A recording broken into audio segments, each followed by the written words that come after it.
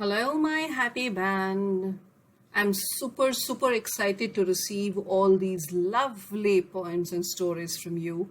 Or is Saturday I wanted to dedicate on popular request a few poems, कुछ नज़में, कुछ कविताएं जो सच में दिल से लिखी हुई हैं.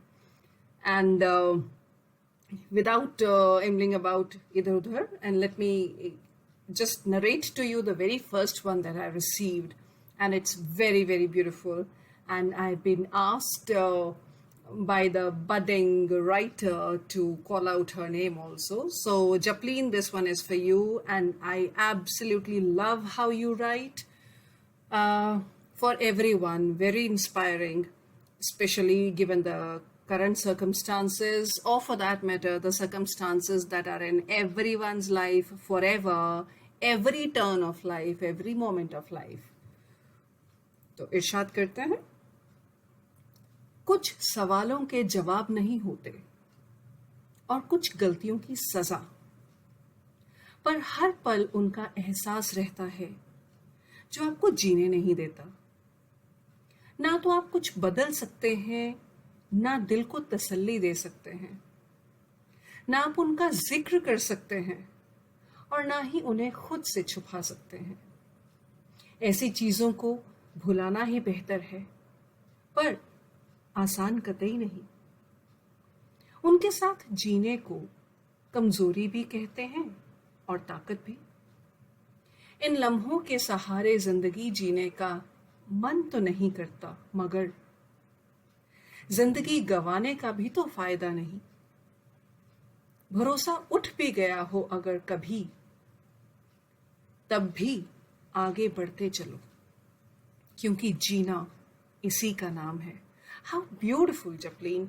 And I am very sure इस चीज को अगर थोड़ी सी भी इंटेंसिटी से सोचा जाए, थोड़ा सा भी रुक कर एक दफा रिफ्लेक्ट किया जाए, तो इसमें बहुत सच्चाई है. वाकई सबसे ज्यादा गिल्ट फीलिंग जो होती है ना, वो आपको तंग करती है. आपको और कोई चीज परेशान नहीं करती इतना, क्योंकि आप दुनिया का बेवकूफ बना सकते हैं. Now, as is a famous saying that goes, you can fool everyone sometime and someone every time. Depends the kind of people you are around. But then again, you cannot fool yourself. लेकिन अगर आप अपना बेवकूफ बना रहे हैं, तो कसम से, मतलब Guinness book of world record में नाम चला जाएगा, आप सच में दुनिया के सबसे बड़े बेवकूफ हैं. तो अपने लिए ऑनेस्ट रहें. वो गिल्ट फीलिंग से बाहर निकलना बहुत मुश्किल है. कोशिश करते रहना चाहिए. किस चीज़ की? गिल्ट से निकलने की नहीं. कोशिश इस चीज़ की कि आप उस सिचुएशन में नहीं आए जहां पे कोई गिल्टी फीलिंग हो. ऐसा काम ही क्यों करें? मान लो सर्कमस्टांशियल हमको कुछ ऐसा करना पड़ गया which is not as per our own system, नहीं पसंद आ रहा, पर फिर भी हालात को मद्देनजर रखते हुए, उस पे इल्जाम लगाते हुए, in the blame culture, passing the baton, मैंने ऐसा किया क्योंकि मुझे ऐसा करवाया गया, मैंने ऐसा कहा क्योंकि ऐसा था. So we look for a shoulder to rest the burden of our guilt. Even if we do that, that keeps nagging, that nagging feeling makes things very difficult for us.